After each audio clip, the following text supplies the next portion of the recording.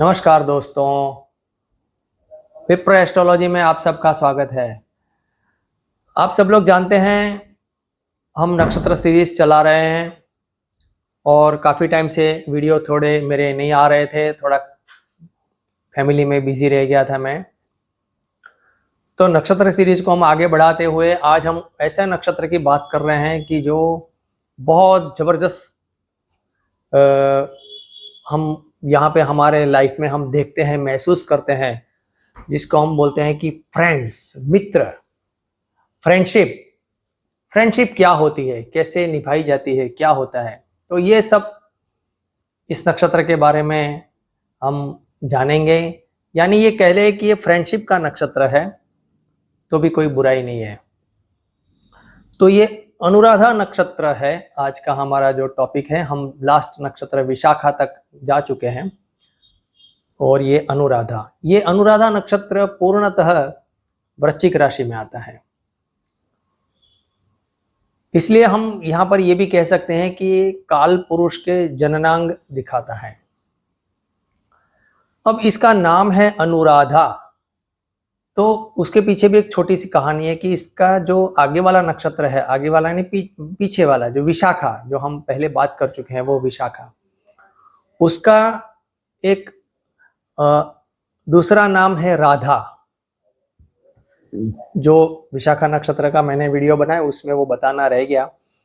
तो ये विशाखा नक्षत्र का एक और नाम है राधा।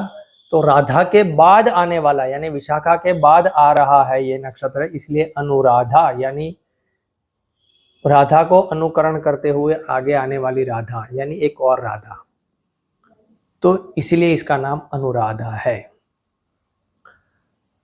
अब आप सब लोग जानते हैं कि हम नक्षत्र के जब बात करते हैं तो उसमें कितने तारे हैं, वो क्या एक आकृति बनाते हैं या चिन्ह बनाते हैं, वो क्या कहना चाहता है, और उसके देवता कौन है, वो क्या कहना चाहता है, उससे हमें क्या गुण स्वभाव पता चलता है इंसान का, ये सब हम जानते हैं। और उसके साथ साथ इस नक्षत्र की जो भी कुछ छोटी मोटी रेमेडी है या उपाय है वो भी हम चर्चा करेंगे। तो वीडियो में पूरा बने रहें और वीडियो पूरा देखें, थोड़ा लंबा हो जाए तो भी। तो आइए हम सबसे पहले हम प्रतीक की बात करते हैं। तो इस नक्षत्र का जो प्रतीक है वो कुछ इस तरह से है। एक छड़ी बनती है, इसमें खास करके मुख्यतः 4 ही तारे हैं, लेकिन ये 4 तारे मिला के कुछ इस तरह की एक आकृति बनाते हैं, प्रतीक। और ये प्रतीक जो है वो हम देखते हैं तो ज्यादातर ये एक छड़ी बनती है, लकड़े की छड़ी या एक रत्नों से जड़ित हुई छड़ी, लेकिन लकड़े की छड़ी। और ये छड़ी जो है वो भी आप सबने देखी होंगी कि ऐसी छड़ी ऋषि मुनि, तपस्वी, सन्यासी, ये लोग अपने पास रखते हैं। और ये जब आपने देखा होगा कोई ऋषि मुनि बैठे हैं तो ऐसे हाथ करके उसको सपोर्ट रख कर भी बैठे हैं, या फिर अपने हाथ में ऐसे पकड़ के वो चलते हैं या बैठे हैं, वो ये छड़ी है। तो ये जो छड़ी है वो ज्ञान की छड़ी है, क्योंकि ऋषि मुनियों के पास बहुत ज्ञान था। तपस्या की छड़ी है, तपस्वी थे। आध्यात्मिकता की भी छड़ी है, आध्यात्मिक ज्ञान और आध्यात्मिक उन्नति भी बहुत है। ये ऋषि मुनि सबके पूरे संसार के वो भले के लिए कार्य करते थे, यानी पूरे संसार के वो एक तरह से सहायक या मित्र थे, इसलिए ये मित्रता के भी छड़ी है। लेकिन इस छड़ी के अंदर इतनी सब कुछ आध्यात्मिक और तपस्या की और ज्ञान की जो ऊर्जा है, वो ऊर्जा इतनी जबरदस्त है कि उससे ये ऋषि मुनि अपने प्रोटेक्शन के लिए वो छड़ी अपने पास रखते थे, न कि किसी को परेशान करने के लिए या प्रताड़ित करने के लिए। वो अपने स्व बचाव के लिए और रक्षा के लिए वो छड़ी अपने पास रखते थे। इसका एक सिंपल उदाहरण मैं बता देता हूँ कि आप सबने स्टोरी सुनी होगी कि जो विश्वामित्र ऋषि थे वो जब तक राजा थे, विश्वामित्र ऋषि नहीं बने थे, तब उनका नाम विश्वरथ था। तो जब वो विश्वरथ राजा थे तब उन्होंने एक बार वो गाय के लिए, कामधेनु गाय के लिए वशिष्ठ ऋषि के आश्रम में अपनी पूरी सेना लेके हमला बोल दिया था। तो वशिष्ठ मुनि जो थे उनके पास तो आश्रम में उनके शायद विद्यार्थी होंगे या वो खुद होंगे, कोई ऐसी सेना तो थे नहीं, ना अस्त्र शस्त्र थे। तो उन्होंने अपनी वो जो ऐसी ही छड़ी से केवल विश्वरथ की पूरी सेना को परास्त कर दिया था। क्यों? क्योंकि उनको वो अपने आश्रम और अपना और अपने बच्चों का, यानी अपने स्टूडेंट विद्यार्थियों का बचाव करना था, गायों का, बछड़ों का, सबका बचाव करना था। तो स्व बचाव के लिए, रक्षा के लिए वो छड़ी का उन्होंने प्रयोग किया था। वो छड़ी में इतनी ऊर्जा, इतनी ताकत थी कि पूरी सेना खत्म कर दी और विश्वरथ पराजित हो गया। तो ये छड़ी में उतनी ताकत है, इसके अंदर ज्ञान है, शक्ति है, आध्यात्मिकता है, ये सब ऊर्जा समाहित है। तो ये नक्षत्र वाले लोग में भी कुछ इस तरह के गुण पाए जाते हैं। इस नक्षत्र के देवता की बात करते हैं तो इसके देवता है मित्र आदित्य, जो कि 12 आदित्य है उनमें से एक है ये। अब ये मित्र आदित्य जो है वो, उसको अगर सरल शब्दों में समझा जाए तो सर्दियों की मौसम में जो धूप हमें अच्छी लगती है, हमें अच्छा महसूस कराती है, उसके साथ इसको ऋषि मुनियों ने कनेक्ट किया है कि जो ऐसा सूर्य जो हमें बहुत अच्छा लगता है, हमें अच्छा महसूस कराता है, तो वो है मित्र आदित्य। दूसरे तरफ से ये भी है कि एक मित्र आदित्य है, उन्होंने एक वरुण आदित्य के साथ बहुत अच्छी जोड़ी बनाई हुई है। यानी वरुण जो देवता है वो शतभिषा नक्षत्र के देवता है, उसकी हम डिटेल में उस वक्त बात करेंगे जब वो नक्षत्र आएगा। लेकिन अभी मैं बता देता हूँ कि वो वरुण आदित्य और मित्र आदित्य एक जोड़ी मानी जाती है, बहुत अच्छे, मतलब जो क्लोज फ्रेंडशिप या क्लोज उनकी जोड़ी मानी जाती है। मित्र वरुण को साथ में ही नाम लिया जाता है। तो ये क्यों लिया जाता है? क्योंकि एक उसका एक वैदिक अर्थ ये भी है कि जो पृथ्वी है हमारी गोल, उसको किसी भी मोमेंट पर पृथ्वी के आधे हिस्से में दिन होगा तो आधे हिस्से में रात अंधेरा होगा। तो ये जो जहां पे दिन का उजाला है वो पार्ट है वो मित्रादित्य के कंट्रोल में आता है, और जो अंधेरा है जहां पे रात है, सूर्य की किरणें नहीं पहुंच रही, नहीं आ रही, वो वरुणादित्य के कंट्रोल में आता है। तो पृथ्वी का आधा हिस्सा जहां सूरज की रोशनी है वो मित्र है, तो जहां रोशनी नहीं है, अंधेरा है, वो वरुण है। कुछ इस तरह से भी ऋषि मुनियों ने उसकी समझौती दी है। कुछ ने ऐसा भी कहा कि जो सूर्य उग रहा है वो मित्र आदित्य है, और जो अस्त हो रहा है सूर्य तो वो वरुण आदित्य है, क्योंकि ये सूर्य के ही नाम है। अब हमने ये समझा कि इस नक्षत्र के देवता का नाम है मित्र आदित्य। तो यहां से ही पता चलता है कि ये इसके अंदर मित्रता जुड़ी हुई है, फ्रेंडशिप जुड़ी हुई है। मित्र आदित्य यानी ये सबके मित्र है, सबके दोस्त हैं, फ्रेंड है। फ्रेंडशिप निभाना कोई इनसे सीखे,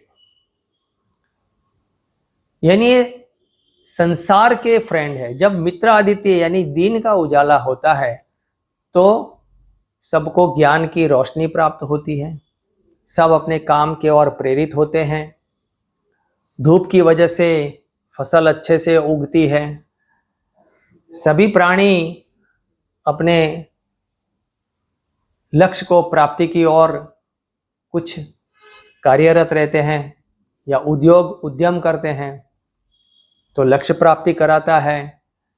तो इस तरह से ये हमारा एक मित्र बनके हमारे जीवन के लक्ष्य को पूरा करने के लिए सहायता प्राप्त करता है, हमें सब कुछ दिखाता है, हमें ज्ञान दिखाता है, हमें रोशनी देता है।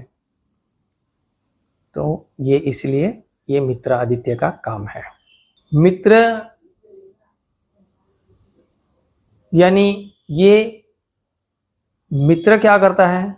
सबको जोड़ता भी है तो जोड़ने का काम भी नक्षत्र के देवता करते हैं।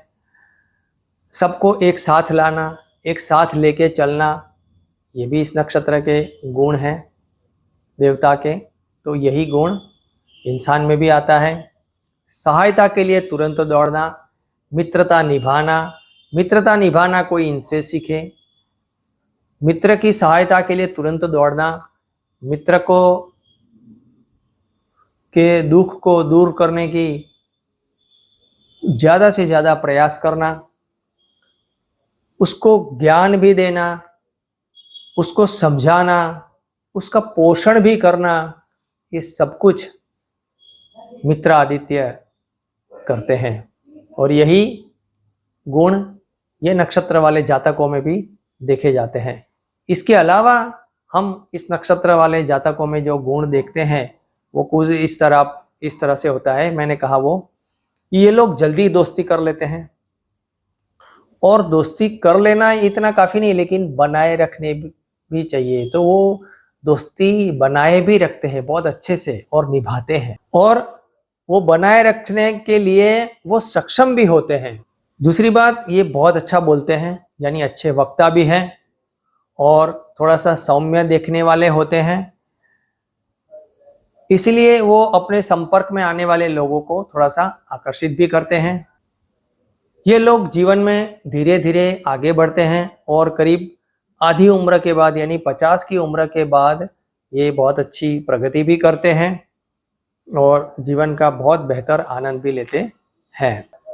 मैंने कहा ये मित्र आदित्य है, यानी ये फ्रेंड है, यानी इनको कोई ना कोई फ्रेंड या कोई साथी या सहयोगी चाहिए। यानी ये कभी भी अपने साथी या सहयोगी के बिना रह नहीं सकते, उनको चाहिए ही। ये इनकी एक वीक पॉइंट कहो या स्ट्रेंथ कहो, ये एक उनका खास गुण है। कई बार इनकी जीवन शैली ऐसी होती है कि इसकी वजह से लोगों की आलोचना का शिकार भी इनको होना पड़ता है। ये लोग एक बहुत अच्छे नेता भी हो सकते हैं, और एक बहुत अच्छे आयोजक या आयोजन भी बहुत अच्छा करते हैं, व्यवस्थापन। और इसके साथ साथ इनके अंदर ज्ञान है, ज्ञान भी बहुत अच्छा होता है। इनके अंदर एक अंतर्ज्ञान भी बहुत होता है, और एक गूढ़ ज्ञान, गूढ़ रहस्यों वाला आध्यात्मिक ज्ञान, ये भी बहुत अच्छा होता है, क्योंकि ये रहस्य से भरी बातों को भी जान लेते हैं। इनके अंदर एक विशिष्ट क्षमता भी होती है जो इनको कठिन परिस्थितियों को भी संभालने की कुछ शक्ति देती है। इनके अंदर आध्यात्मिक ज्ञान भी बहुत अच्छा होता है, और जीवन के उत्तरार्ध में बहुत अच्छे से जीवन जीते हैं। कई बार देखा गया है कि आध्यात्मिक प्रगति के लिए या आध्यात्मिक उन्नति के लिए, शांति के लिए वो अपना घर बार भी छोड़ देते हैं, और अपनी भावनाओं से वो अधिक प्रेरित रहते हैं।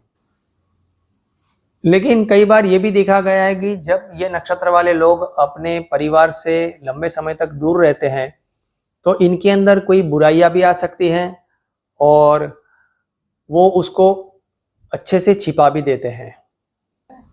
इसीलिए शास्त्रों में अनुराधा नक्षत्र को गुप्त पापी नक्षत्र भी कहा गया है, क्योंकि यह नक्षत्र वाले लोग व्यक्तिगत क्षेत्र में, पर्सनल लाइफ में गुप्त रूप से वह कई बार पाप में लिप्त रहते हैं।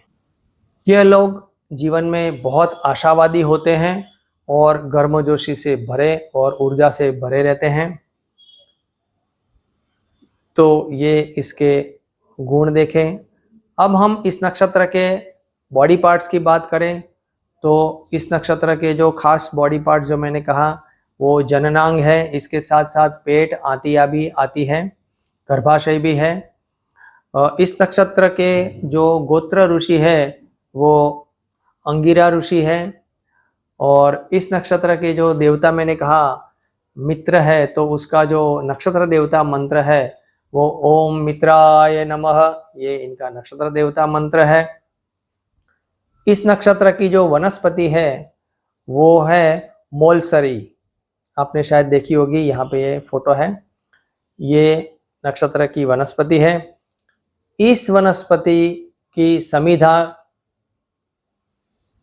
के तौर पर उपयोग करके और ओम मित्राय स्वाहा का मंत्र से अगर हम एक हवन करें छोटा सा, तो इस नक्षत्र देवता की जो भी शांति है वो कर सकते हैं और नक्षत्र की पीड़ा हमें कम हो सकती है। इसके अलावा इस नक्षत्र की शांति के लिए कुछ और जो उपाय मैं बता रहा हूँ वो ये है कि आप हरिवंश पुराण का पाठ का पठन कर सकते हैं। उसके साथ साथ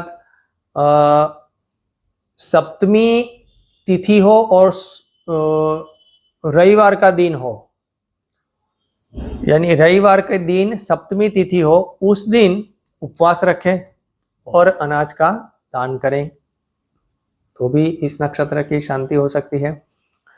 इसका अलावा अगर अमावस्या का दिन, अमावस्या की तिथि हो और सोमवार या गुरुवार का दिन हो, यानी गुरुवार और अमावस्या हो या सोमवार और अमावस्या हो, तो उस दिन भी आप अनाज का या अन्न का दान अवश्य करें। ऐसा करने से इस नक्षत्र की शांति अवश्य होगी। तो आशा रखता हूँ आप सबको ये मेरा वीडियो पसंद आया होगा और ये आप सब लोग मित्रता निभाते हुए आप सब लोग मेरी चैनल को सब्सक्राइब कर दीजिए, लाइक कर दीजिए और शेयर कर दीजिए। बहुत धन्यवाद। नमस्कार।